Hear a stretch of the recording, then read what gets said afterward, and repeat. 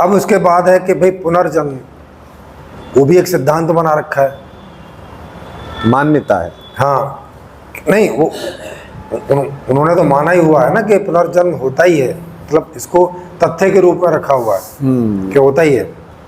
अब हम लोग इसको थोड़ा तथ्यों के आधार पर समझने का प्रयास करते हैं कि अगर हमारा पुनर्जन्म होता और हमारे से मतलब जैसे आपका नाम प्रांशु है, ये एक व्यक्तित्व है, तो इसी का कोई कंटिन्यूएशन, जैसे आज रात को हम सो के उठते हैं तो अगले दिन पिछले वाले प्रांशु का एक कंटिन्यूएशन पाते हैं ना। Yes. वो मेमोरी रहती है, पीछे की याददाश्त रहती है, क्या किया क्या नहीं किया, क्या करूँगा, वो सब रहता है अंदर, प्लानिंग सब। अब आपकी मृत्यु हो गई, तो मृत्यु हो गई माने किनकी मृत्यु हो गई कि भाई जो प्रांशु नाम का व्यक्तित्व था उसकी हो गई मृत्यु। अब जब प्रांशु नाम के व्यक्तित्व का दोबारा से जन्म होगा तो उसको अभी जो भाषा वगैरह आती है वो तो याद होनी चाहिए भाई, मेमोरी में होनी चाहिए ना वो। क्या हम ऐसा अपने जीवन में पाते हैं कि हमें पीछे का कुछ भी याद है, हमने क्या किया, किसके साथ किया। जैसे संजय सर से एक आदमी ने पूछा कि भाई आप पुनर्जन्म मानते हैं क्या? इन्होंने बोला जरूर, एकदम मानता हूँ भाई साहब। बोले अच्छा तो बताइए। बोले पिछले जन्म में मैंने तुम्हें 10 लाख रुपए उधार दिए थे, अब आप दीजिए, आपके ऊपर कर्जा है मेरा। मैं नहीं मानता। नहीं, और वो मानता था, नहीं तो वो तुरंत बोल देगा मैं नहीं मानता। हाँ नहीं, वो बोल रहा था ऐसे थोड़ी होता है। अरे तो फिर पुनर्जन्म का मतलब क्या हुआ भाई? इस जन्म में अगर कल मैंने आपको उधार दिया था तो अगले दिन मैं उधारी लेने का हक रखता हूं कि नहीं? और पुनर्जन्म में आप कह रहे हैं, आप यही कह रहे हैं कि वो मेरा ही पुनर्जन्म है, और फिर आप उधारी का हक जो है, उधारी वापस लेने का हक मुझे नहीं दे रहे। ये कैसे? ये मुझे लगता है सर ये कर्म सिद्धांत में क्योंकि फ्लॉज हैं, हाँ उसी का एक जस्टिफिकेशन है, उसी का कि भाई जस्टिफिकेशन है। अच्छा ऐसा नहीं हुआ तो फिर अगले जन्म में हो रहा है, या कोई आदमी ऐसा उसे लगता है कि भाई मेरे को तो यार मैं कुछ गलत कर नहीं रहा हूँ फिर भी मेरे साथ गलत हो रहा है, तो वो कह देते हैं भाई पिछले जन्म में कुछ किया है उसका फल है ये। मतलब जिसके प्रॉपर लॉजिकल आंसर नहीं है। उस पे इस तरह की बातें करके उसको शांत कर देना कि ताकि वो अपनी उन दुखों को खुशी खुशी सह ले। हाँ वही बात है। मतलब इनमें कोई तथ्य है, कोई सत्य है, कोई लॉजिक, कोई अनुभूति हमारे पास ऐसी नहीं है, नहीं मालूम है ना। तो ये दूसरा, अगर आप जैसे आर्य समाज में जाएंगे या वेदों में जाएंगे तो वहाँ लिखा हुआ है कि जन्म का कारण जो है आपके कर्म होते हैं। माने पिछले जन्म का कर्म जो है वो इस जन्म का कारण बनता है कि आपको किस घर में जन्म मिलेगा, कैसी समृद्धि में मिलेगा, एक हाथ के साथ मिलेगा कि 2 हाथ के साथ मिलेगा, माने अपंग पैदा होंगे तो वो पिछले जन्म के कर्मों के कारण, ऐसा वो बोलते हैं। माने कुल मिला के वो ये कह रहे हैं कि जन्म का जो कारण है वो कर्म है। सर इसमें थोड़ा सा वो है, वो ऐसा बोलते हैं कि जन्म का कारण जो है वो है इच्छाएं। नहीं वो तो ऐसा नहीं बोलते। अच्छा मैं बताता हूं सर, और आप एक तो जन्म का बुनियादी कारण वो बताते हैं कि जब तक इच्छाएं, मतलब कि आपको मोक्ष नहीं मिला, मतलब अतृप्ति की अवस्था में मरना, ये है बुनियादी कारण जन्म का। लेकिन आपके कर्म कैसे थे वो डिपेंड करेगा कि आप कैसी जगह पैदा होंगे। मतलब इसको समझे सर आप, जैसे कौन सी इच्छा की वजह से जन्म होता है? मतलब कि जैसे कि मेरी एक उदाहरण, स्थूल उदाहरण में देता हूं कि मेरी इच्छा है प्रधानमंत्री बनने की। नहीं, लेकिन ये इच्छा तो जन्म के बाद ही संभव है, पहले कैसे? हाँ जन्म, मतलब कोई ऐसी इच्छा बताइए जो, क्योंकि जन्म का कारण अगर वो इच्छा होगी तो वो जन्म से पहले होगी ना। आप तो जन्म के बाद वाली इच्छा बता रहे हैं।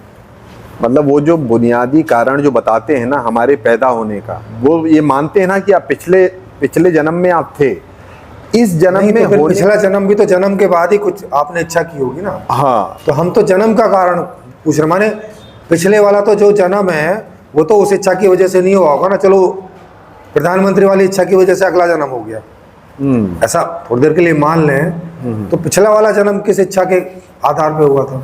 बिल्कुल, ऐसे करते चले जाएं तो या तो हमें आप ऐसी अवस्था बताएं कि क्या बिना शरीर पैदा हुए इच्छा पैदा होने लगती है क्या?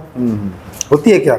नहीं होती ना। नहीं है। तो इसका मतलब ये हो गया कि भाई कोई इच्छा भी कारण नहीं है हमारे किसी जन्म का। यस। और कर्म का फल का भी कोई से लेना देना नहीं है, क्योंकि कर्म तो तब होगा ना जब जन्म हो जाएगा। यस। भाई जन्म के पहले तो कर्म कर नहीं सकते, तो जन्म के बाद ही कर्म होगा। अब चाहे आप जन्म कभी भी लगा लें, जब भी होगा कर्म जन्म के बाद ही होगा। तो इसका मतलब है कि जन्म का कारण कोई कर्म या उसका फल नहीं हो सकता।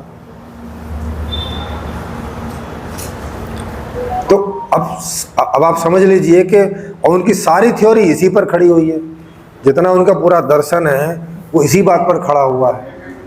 और पूरी यूनिवर्स साइकिल को घुमा रहे हैं। हाँ, सबको, जानवरों तक उसमें। हाँ, सब कुछ क्योंकि अब वो सिद्धांत मान लिया, क्योंकि उन्होंने जितने सारे सिद्धांत बना रखे हैं आगे, तो मूल में ये कुछ एक सिद्धांत है उनके, कर्म का सिद्धांत, पुनर्जन्म का सिद्धांत, ये ऐसे करके बना रखे हैं। अब जब इन्हीं का कोई आधार नहीं मिल रहा है, तो अब उन्होंने जितनी सारी आगे की व्यवस्था ये वो है ना, सब जो बनाई होगी वो इन्हीं गलतियों पर तो बनाई होगी। और परिणाम से भी हमें पता चल ही रहा है कि परिणाम तो हमारे हिसाब से आ नहीं रहे, है ना। तो परिणाम से भी पता चल रहा है कि गलत है। और अभी हम बौद्धिक आधार पर भी, तर्क के आधार पर भी, अनुभूतियों के आधार पर भी इस बात को जान पा रहे हैं कि ये गलती हो रही है।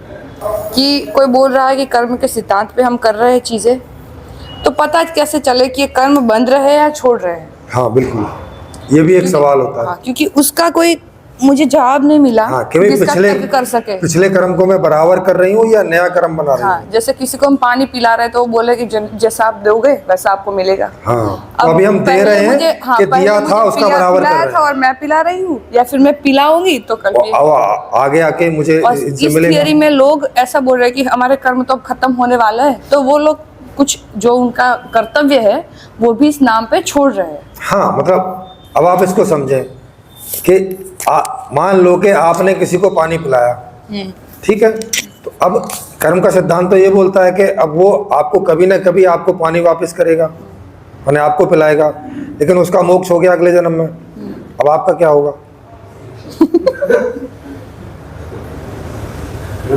अब आपका पानी किधर गया? हाँ, सही है।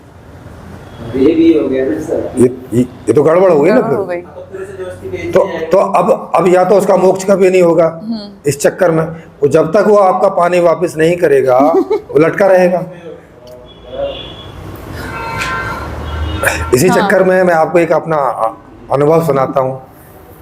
ये बात है अब मुजफ्फरनगर के पास की, वहाँ पे एक गांव है दरीसपुर, तो वो काफ़ी भगत टाइप का गांव है।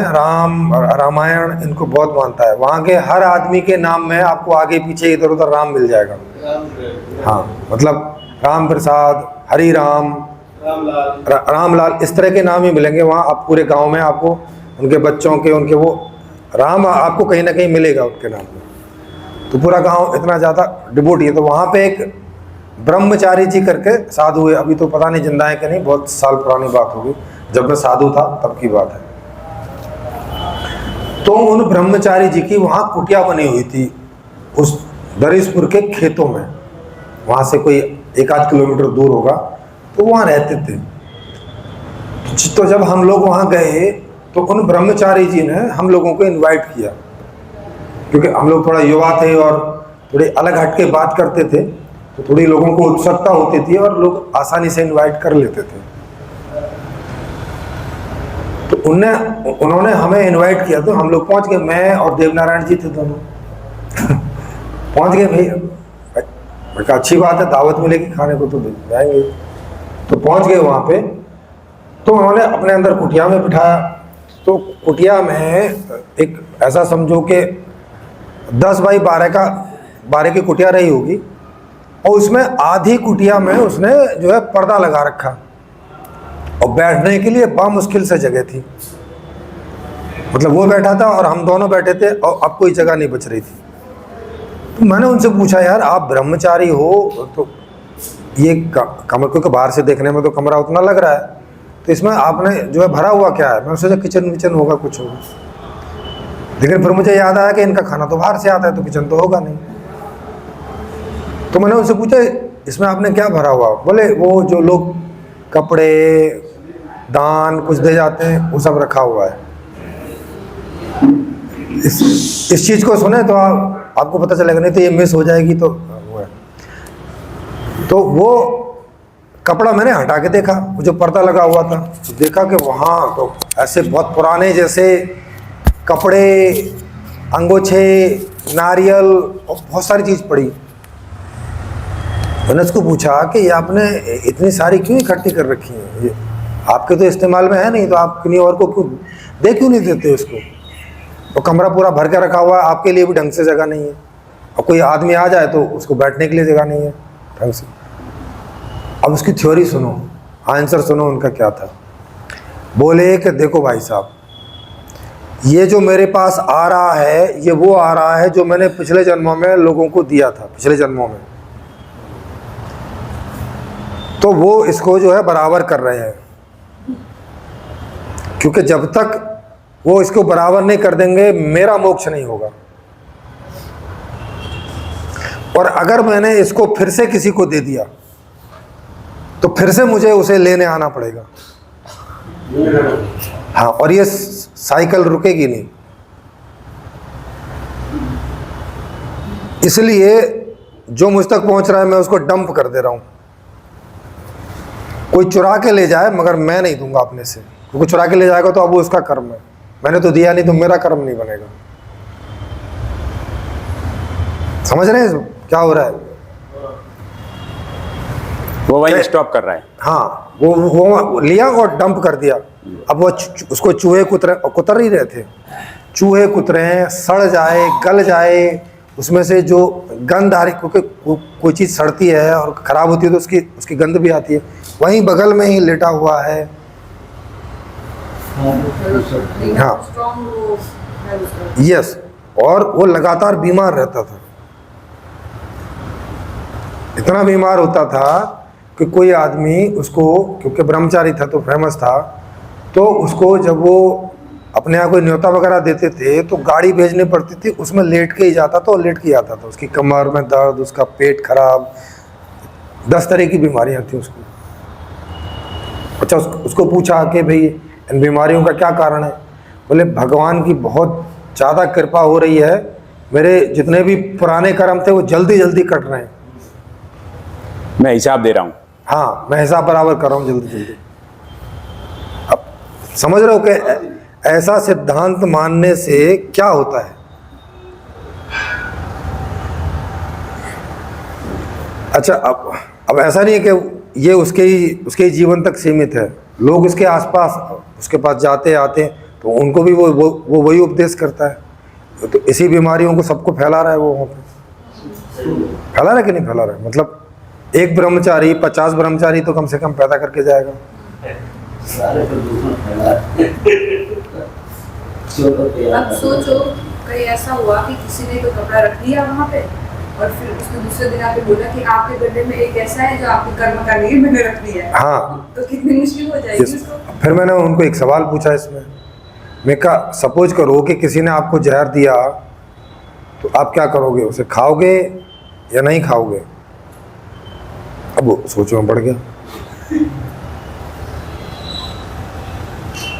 क्योंकि उसका सिद्धांत खुद जो बोल रहा है वो खंडित हो गया, वहाँ पे खंडित हो रहा है। अगर बोलेगा नहीं खाता, भाई साहब वो दे तो तभी रहा है ना कि आपने दिया होगा, और वो भी कर्म कर रहा है। हाँ, और आप उसे खाओगे नहीं तो अब जब तक इसे खाओगे नहीं इस जन्म में या अगले जन्म में, तो मोक्ष तो होगा नहीं। तो वो सोचो में पड़ गया, बोले यार ये तो टेंशन हो गई। मतलब अब या तो मैं जहर खाऊं और नहीं तो मुझे मोक्ष नहीं मिलेगा। मैं कहा हाँ, आपके हिसाब से तो ऐसा ही है, जैसा आप बता रहे हो इस हिसाब से तो यही प्रोसेस होता है। अब क्या करेगा ऐसा आदमी, आप सोचो। अब अगली बार अगर किसी ने उसको कुछ भी दिया, वो उसके शरीर को सूट करता है नहीं करता है, अब वो मना किस आधार पे करेगा? और अगर करेगा तो उसका तो वो हिपोक्रेसी मानी जाएगी ना। मतलब वो फिर यही बोलेगा कि ये व्यवहार्य नहीं है, ये सिद्धांत व्यवहार्य नहीं है, मगर मानना चाहिए, जैसे कि बाकी सिद्धांतों के बारे में बोल रहे हैं। कर्म हाँ। कर्म के आधार पर जन्म और जन्म होने के बाद में कर्म हो रहे हैं, कर्म कर रहा है। हाँ, लेकिन पहले कर्म के लिए भी तो पहले तो जन्म चाहिए ना, जन्म होगा ये तभी कर्म होगा। उसमें खाली इतना सा ही है कि जैसे कोई बीज बोया, इतना कर्म किया, उसके बाद में जन्म हो गया, और जन्म होने के बाद में वो कर्म कर रहा है। नहीं, वो नहीं कह रहे ऐसा।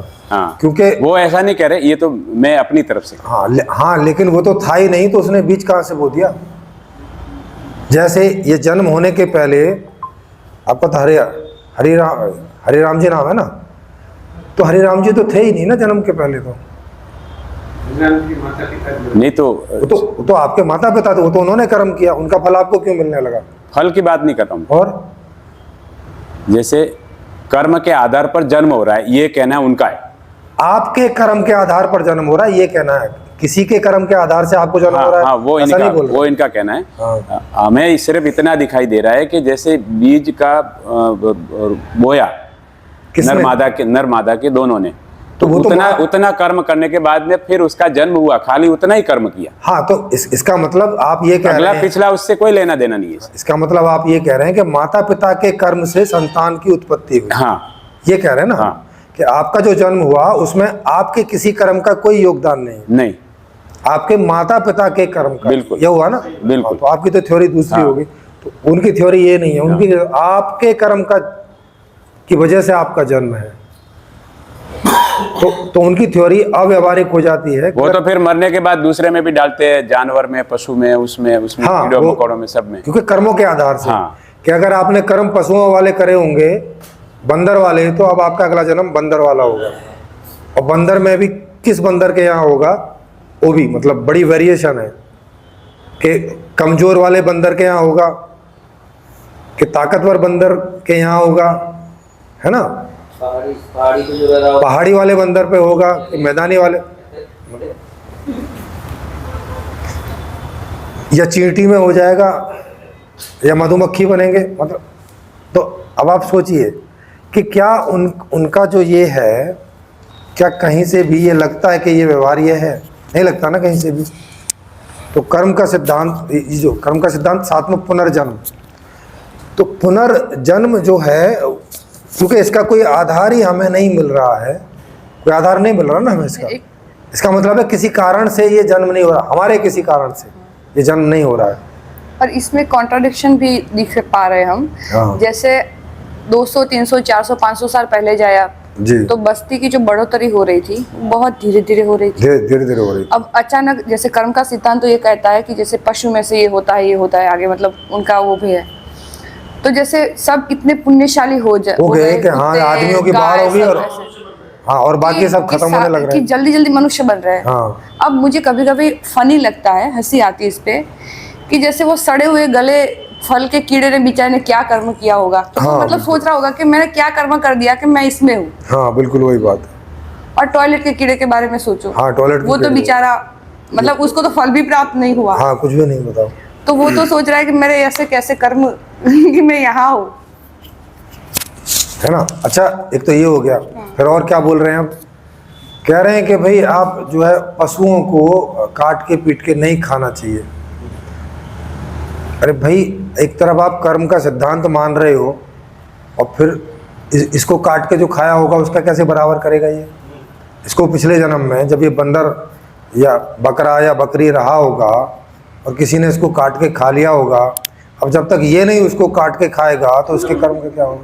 तब तक तो बराबर होगा नहीं कर्म, तो सब बराबर ही का चल रहा है, उद्देश्य तो नहीं होगा। तो ये क्यों कह रहे हैं कि गाय को नहीं काटो, और बकरे को नहीं काटो, और मुर्गे को नहीं काटो? ये उपदेश क्यों दे रहे हो भाई साहब?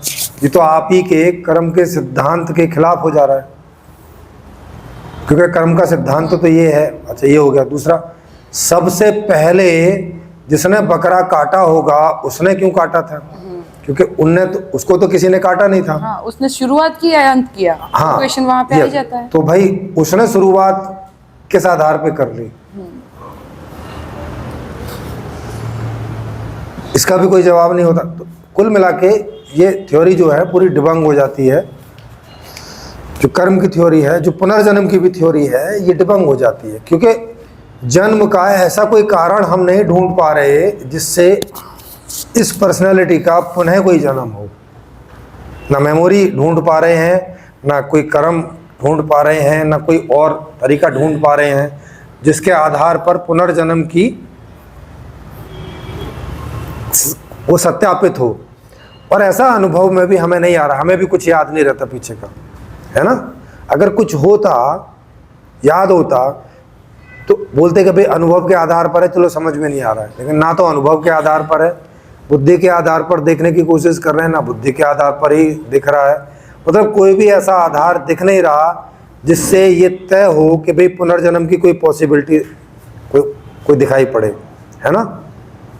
अभी 10 तारीख है, वो ले लीजिए। उसमें एक महाराज जी थे, बोलते हैं मैं 120 साल के, 126 साल के हूँ। तो वो यूपी कानपुर के महाराज हैं। तो उन्होंने बोला कि भाई मेरी जो चचेरी बहन थी, जो मेरे 40 साल बड़ी थी, तो चचेरी बहन मतलब डेथ हो गई। तो मेरे को कोई साधु मिला, बोला तू यहाँ क्या कर रहा है, राजस्थान चला जा। तो मैं अननोन प्लेस था, कोई राजस्थान कैसे जाऊँ, क्या जाऊँ, कुछ समझ में नहीं आता। मैं ट्रेन में बैठ गया, जोधपुर गया। जोधपुर से संयोग बस कोई और गाड़ी मिली तो पाली आ गया। और पाली में वो जो जैसे उनकी राजपूत घराना होता है, राजपूतों में स्त्रियाँ बाहर वगैरह नहीं आती ऐसा। तो उसका नाम जो अभी ललिता है, लल्ली बोलता है, उस पहले उसका नाम कोमल था। तो वो एक महात्मा जी की सभा चल रही थी, वहाँ पहुँचा, बोलता है कोमल कोमल, सिलाया उन्होंने, सिला के लल्ली तुम कहाँ, मैं तेरे को पुकारा, तू कहाँ है। तो उसको ऐसा पुनर्जन्म का दोनों को उस टाइम तो लाज शर्म औपचारिकता शिष्टाचार के हिसाब से उन्होंने मतलब नहीं हुआ। फिर उसके भाइयों को मालूम पड़ा कि मेरी बहन को कैसे पुकारे, बाबा कौन सा क्या आया ये, कुछ लेके चला नहीं जाए या कुछ उनके साथ में। तो एक वो मतलब विधवा भी हो गई थी। तो फिर दूसरे दिन वापस गया बाबा और बोलते कि जो इसको मारने के लिए उसके भाई तलवार लेके आए। ये पाली की घटना, उसकी बहन तो आज भी है पाली में, जीवित है, उसका हस्बैंड में। तो वो कानपुर वाले बाबा बोलते हैं तलवार जब जैसे उसको मारने गए ना, तो तलवार बैंड हो गया, बोलते हैं ऐसे मारने के पहले बैंड हो गया तलवार। तो फिर उन्होंने, उसकी बहन ने उनकी बाबा जी की आरती उतारी, फिर वो सब लोग मानने लगे। और अभी जैसे कृष्ण जन्माष्टमी होता ना, तो हमारे क्षेत्र के एक बाली क्षेत्र में उनकी माँ की समाधि है और वो बहन भी है, ज़रा सब आती है। तो बोलता है ये मेरी पुनर्जन्म की बहन थी। तो पुनर्जन्म का सवाल आया ना, तो मेरे को रिमाइंड आ गई, याद आ गई। हाँ, तो ये ऐसा स्टेप से। और ओशो का भी है, उन्होंने जो एक जर्मन में से कोई सन्यासी गया तो उसका लॉकेट देखा, तो बोलता है ये कहाँ के बाबा है, क्या है। तो उन्होंने पुनः रजनीशपुरम का एड्रेस दिया। तो वो बिना पूछे घर से सीधे फ्लाइट पकड़ी और जो ओशो के पास आई। जब ओशो जहाँ प्रवचन कर रहे थे तो ऐसा वरदान था कि वो जब मिले और उन्होंने अपना पूर्वजन्म याद किया। कई बच्चे भी ऐसी कहानियाँ वगैरह टीवी वगैरह में आती है कि वो अपना पूर्वजन्म मतलब बताती भी है और कई हद तक सही भी जाता है। उसमें से अभी तक कोई प्रमाणित नहीं हुई है, नहीं एक भी। और अगर कोई ऐसी चीज को प्रमाणित कर दे तो उस पर करोड़ों रुपए का इनाम है पूरी दुनिया में। हाँ, ऐसे उदाहरण तो कम मिलते हैं, कुछ उदाहरण ऐसे पक्के भी मिलते हैं। ऐसे पक्का उदाहरण मिलेगा तो करोड़ों रुपए का इनाम है, वो आदमी करोड़पति हो जाएगा बिना कुछ काम करे। अगर कोई आदमी इस बात को प्रमाणित कर दे कि ये उसका पुनर्जन्म है, तो उसे करोड़ों रुपए का इस पूरी अभी जो 200 से ज्यादा देश हैं, बल्कि हो सकता है एक आध अरब में पहुंच जाए। सारे देशों के जो इनाम है उनको इकट्ठा कर दो तो अरब के आसपास उसे बिना काम करे पूरा जीवन मजे से जिएगा लेना भी चाहेगा अगर ऐसा और रहना भी चाहेगा। लामा बनते हैं तिब्बत में, जो लामा के जो अरे सर, कोई लामा भी नहीं कर सका ना। लामा भी रोज पैसे मांगने पहुंच जाता है और वहाँ नहीं पहुंचता। पहले और जब जिसका मृत्यु होता है वो कहानी पता है ना, वो मतलब 5 उसको सिद्धांत नाम वगैरह और निशान बोल के जाता है। वो सब है, वो आऊंगा तो ये 5 वो सब है। हाँ।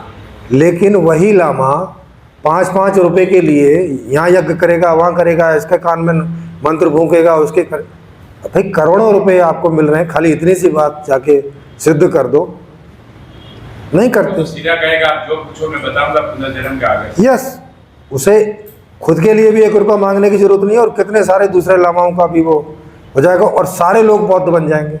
बन जाएंगे कि नहीं बन जाएंगे? दिन रात प्रचार करता रहता है बौद्ध बनाने के चक्कर में। ये काम नहीं करता कि जिससे एक ही झटके में सारे लोग बौद्ध बन जाएंगे। ये लामा के बारे में जो कहानियां बताते हैं, कहानियाँ तो सबके बारे में, कहानियाँ तो यीशु के बारे में भी हैं, कहानियाँ तो मोहम्मद के बारे में भी हैं, कहानियाँ तो सबके बारे में।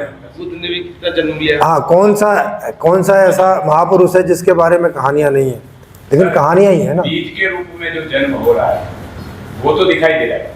हाँ, मतलब तत्वों का तो दिख ही रहा है, वो तो ठीक है, लेकिन इसको तो पुनर्जन्म नहीं बोल सकते ना।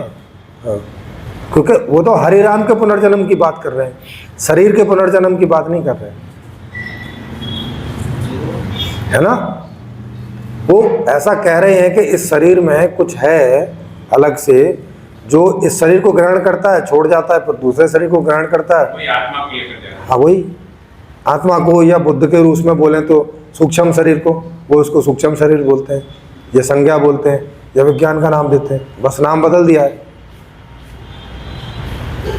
तो कहने का मतलब ये चीज़ है। तो ये चीज़ें प्रमाणित नहीं हो रही हैं, कहानियों के रूप में ही हमें सुनने में आ रही हैं। हमारे अनुभव में ऐसा नहीं आ रहा है कि इसमें कोई एक क्ल्यू भी ऐसा मिले कि जिससे हमें कम से कम शक तो पैदा हो जाए कि यार ये सिद्धांत तो ठीक हो सकता है। ऐसा एक क्ल्यू भी नहीं मिल रहा है। महाभारत में भी शिखंडिका है, 5-5 जन्म का आदि बताते हैं। कहानी तो बहुत है, कम से कम इतनी एक मोटी किताब है, उसमें ऐसी पुनर्जन्म की कहानियाँ ही लिखी हुई हैं सब। कहानियों के हिसाब से तो दुनिया में सभी 90% लोग इससे भी ज्यादा मान रहे हैं ना। यस। लेकिन क्या कहानी कोई तथ्य है क्या? नहीं, मानते भी नहीं है। अगर मान लें तो पिछले जन्म में हमने उनको 1 करोड़ रुपए उधार दिए थे। तो जब आप उस विषय को ले जाते हो तब जाके वो कहते मानते हैं। हाँ, फिर तो मैं पुनर्जन्म का मेरा ये भूख रहा हूँ, वो कर रहा हूँ, सब उनके नहीं, तो फिर इसका मतलब सच में नहीं मान रहा ना। उसको आप फिर अभी सुप्रीम कोर्ट में अयोध्या की सुनवाई हो रही थी, हियरिंग हो रही थी। हाँ, तो ये तो फ्री फोकट का मानना हो गया ना। भाई ये फ्री फोकट का हो गया ना।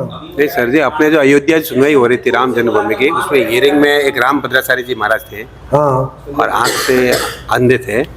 तो उन्होंने जब राम भद्राचार्य को विटनेस में उन्होंने पूरा सरयू नदी से कितना सेंटीमीटर तक का बता दिया कि इधर दिशा में, वो पूरा का पूरा मतलब ओके, आर्किटेक्ट पूरा का पूरा परफेक्ट बता दिया उन्होंने। ठीक है। जबकि आंख के तो वो अंधे थे। नहीं, आपको कैसे पता कि परफेक्ट बना ये सब ऑनलाइन रिकॉर्ड था, टीवी वाले भी बता रहे थे सब, और उसके बारे अभी भी पड़ा है गूगल। अरे समझे नहीं, मैं टेढ़ा मेढ़ा कुछ भी बना दूं और बोल दूं कि ये परफेक्ट है, नहीं समझे। जैसे मैं अंधा हूं और मैं चला और कहीं गड्ढे में गिर गया, लेकिन आपको कह रहा हूं कि मेरा चलना और गड्ढे में गिरना ये परफेक्ट ही है। मैं गड्ढे में गिरने के लिए चल रहा था। नहीं, उनको ये मुख्य रूप से विटनेस ही थे, ये राम भद्राचार्य राम जन्मभूमि। अरे सर, ये किसने बताया कि परफेक्ट बना? तो सुखदा हुआ ना सर जी, जो राम जन्मभूमि का जो सुखदा हुआ वो समझे नहीं। राम जन्मभूमि का कुछ भी उन्होंने बना दिया, बनने के बाद ये कैसे तय हुआ कि ये एकदम परफेक्ट है? ये कैसे पता चला? तो किस बेस पे ये सुप्रीम कोर्ट ने जजमेंट दिया होगा? सर, सुप्रीम कोर्ट ने इस आधार पे उसका कोई जजमेंट नहीं है, वो तो फिर आपको किसी ने झूठी कहानी सुना दी और आपने मान ली है। सुप्रीम कोर्ट में इस आधार पर कोई जजमेंट नहीं हुआ है। वहाँ तो जन्म के मालिकाना हक का वो मुकदमा था। सुप्रीम कोर्ट ने सीधे ये बोला है, उसको आप सबूतों के आधार पर सबूतों के आधार पर नहीं, सुप्रीम कोर्ट ने बोला है। वहाँ जब खुदाई हुई, ऐसा बोलते हैं, तो मैं वहाँ उसका- पर जो हिंदुओं से रिलेटेड कोई चीज़ें थी वो निकल के आई, तो उन्होंने नहीं सर, उसमें ये बोला गया है कि कोई प्रमाण राम का यहाँ नहीं मिला है, बशर्ते इतनी जनता उनको मानती है, हाँ, तो उस बस मान्यता इसे- के आधार बस पे ऐसा था। वो भूमि उनको दी जाए बस- और मुसलमानों को भी अपमान ना हो। हाँ। उनको एक 5 एकड़ का प्लाट अलग से दे दिया जाए, तो वहाँ तो ये आधार है। इस मान्यता पर उसने बोला है। भाई राम भद्राचार्य के आधार पर तो उन्होंने निर्णय नहीं दिया ना। यही चीज है कि लोग पढ़ते नहीं हैं। किसी ने कहा, वही जैसे बताया ना, वही एक व्हाट्सएप समय- में किसी ने एक कुछ समय बोल दिया, गणेश जी उसको दूध मान पी लिया। लीजिएगा। अब घर के ही परिवार से मैं पूछ रहा हूँ, गणेश जी दूध पी नहीं? हाँ हाँ, पी नहीं? हाँ हाँ, वही बीरबल ने अरे महाराज उस दिन मुझे चाय नहीं मिली, अकबर उनके दूध नहीं मिल रहा था। अकबर बादशाह ने एक बार बीरबल से बोला कि ऐसा मकान बनाओ ना, हवा में हो ना आकाश में हो। हमारे गांव के बाजी में हाँ जैसे 2 साधक हुए और उन्होंने मंदिर के लिए उन्होंने कुछ दोनों की साधना की, दोनों ने साधना की और दोनों ने साधना के लोग मेरे प्रायोगिक व्यवहारिक है कि नहीं, कौन बड़ा गुरु का चिल्ले पहले कौन पहुंचाता है। ओके। तो उन्होंने एक गुजरात से मंदिर उड़ाए, 2 मंदिर उड़ाए हाँ और वो उनका शर्त था कि जो कुकड़ा बोलेगा भोर होगी, उसका निशान पहले वही था अलार्म। जब उन्होंने वहाँ पहुंचे और जो तो वहाँ पे आज भी मंदिर, मतलब सबूत के तौर पे, आप विटनेस के तौर पे या प्रत्यक्ष प्रमाण के रूप में चाहिए तो आप दिखा सकते हैं कि वहाँ है, बिना नींव के मंदिर आज भी पड़े हैं। अरे सर, मंदिर होने से ये कैसे नहीं, वहाँ से प्रमाणित उनका हो है। जाता है कि ऐसा हुआ होगा? ये कहानी नहीं उसके पीछे। बिना नींव के मंदिर पर आज हवा से उड़ा के वहाँ लेके गए। नहीं, हवा तो अभी खड़ा कहाँ है? अभी भी खड़ा है मंदिर, हवा में नहीं, वो जमीन पे खड़ा है। हाँ तो फिर हवा में ही रख देते ना, जब हवा में ले जा सकते तो हवा में रख देते वो वहाँ पे रखा है सर। हैं? नहीं है उसके कैसे पता लगे? नींव तो खोदनी पड़े, मालूम पड़े नींव है। हाँ, क्योंकि नींव नहीं ऐसी पूरी कथा चलती है। अरे सर, और ऐसे भी जमीन के ऊपर बनाया जा सकता है ना, बना गेहूं वगैरह जो है ना, एक आध मंजिल तो बनी गेहूं जाता है। आपको एक अपने आध भले मंजिल अपन माने कि नहीं बनाने के लिए माने, कोई नींव की खास जरूरत राजस्थान में अभी गेहूं निकाल रहे हैं, बराबर ना? तो गेहूं नींव तो की इसलिए कई ऐसी करते हैं कि अकाल थोड़ा- के टाइम में ऐसी घटना थोड़ा होती थी। खतरा वतरा ना रहे, स्टेबल हो जाए बस। अब जैसे हमारे राजस्थान में अकाल बहुत पड़ता है, बरसात नहीं होता है, तो इतनी भयंकर स्थिति होती है कि कभी से बरसात हो गए, गेहूं हो गए, तो गेहूं ऐसे उड़ा के लेके जाते थे। ऐसे ऐसे तांत्रिक थे, उड़ा लेते थे। और एक तो प्रत्यक्ष घटना ऐसी अरे बताते सर, ये हैं। तो कहानी हुई ना, फिर वही नहीं, बात नहीं, है। वो तांत्रिक गेहूं उड़ा के ले जा रहे हैं, मगर करोड़ों रुपए का इनाम है, वो नहीं ले रहे हैं। ऐसा क्यों? और बरसात नहीं उड़ा के लेके आ रहे हैं। मतलब ये तांत्रिक लोग सारे खराब काम ही करते हैं। हाँ, बिना बुद्धि का कोई काम, मतलब बुद्धि वाला कोई काम नहीं करते, बिना बुद्धि के सारे काम करते रहते। और एक तो इतना देखो, आप गांव में जाएंगे ना, सांडेरा में उसका शिलालेख भी लिखा हुआ है। समुद्र सागर महाराज जी ने वहाँ पे प्रतिष्ठा हो रही थी जैन मंदिर वो की, तो सर 1000 कहानी है कम से कम इसके ऊपर। तो वहाँ पे सुनाएंगे? घी का डब्बा जो है ना, पॉलिसी वहाँ से ऑटोमेटिकली। कोई एक ऐसी कहानी सुनाइए जो आपने प्रमाणित की हो। नहीं, हमने तो वहाँ पे शिलालेख पड़े हुए गाँव के। सर, शिलालेख से प्रमाणित नहीं होता ना, आपने प्रमाणित की हो, आपको ऐसा लगता हो कि ये कहानी तो प्रमाणित है, वो वाली कोई बात या जैसे घी का डब्बा आप उड़ा के आज ले जाओ मंदिर के लिए। नहीं, ऐसे ऐसे कुछ लोग जैसे दावा नहीं। तो कहानी तो 1000 वाली कहानी की जैसे किताब पीसी सरकार ने टाइटल में आपको मुगल बता सराय दूंगा, पे आप रेलवे उसको पढ़ गायब कर दी लीजिएगा। थी। ऐसा वो तो प्रधानमंत्री की कुछ अरे सामने। सर, वो आप बताओ, कहानियां मत बताओ। कहानी आप बता रहे हैं। आपके पास कोई ऐसा प्रमाण नहीं, वो भी झूठ था।